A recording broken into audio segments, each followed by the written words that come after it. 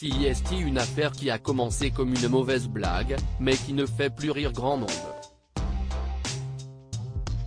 Fin août, Mathias Pogba, le grand frère de l'international français Paul Pogba, publie sur les réseaux sociaux une série de vidéos dans laquelle il révèle qu'il va bientôt faire de grosses révélations sur la star du foot.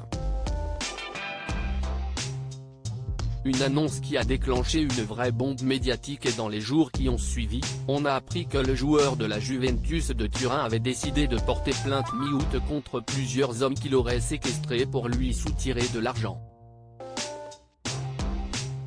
Une enquête pour extorsion en bande organisée et tentative a depuis été ouverte par la justice française. Mathias Pogba a été mis en examen, et de nombreuses informations sont sorties dans la presse à propos des frères Pogba et de leur relation. La mère des deux hommes, Yo Moriba, s'est également retrouvée au cœur de l'enquête et visiblement elle a choisi le camp de Paul dans cette affaire.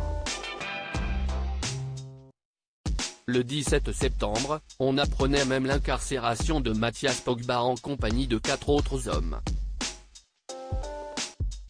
Ce dernier se déclare innocent depuis le début dans cette affaire et récemment, il a fait une demande de remise en liberté afin de sortir de prison.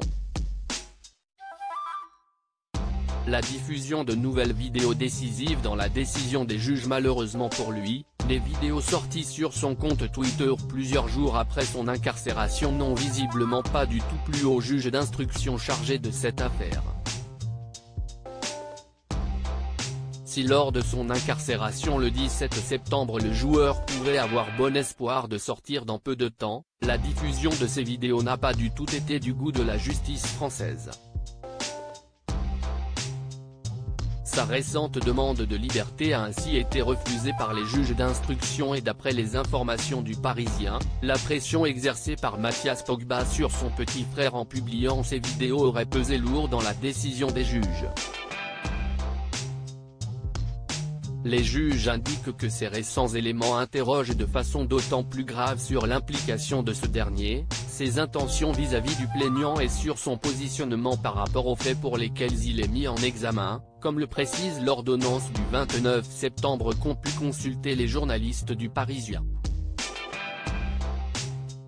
Mathias Pogba reste présumé innocent des faits qui lui sont reprochés jusqu'à la clôture du dossier.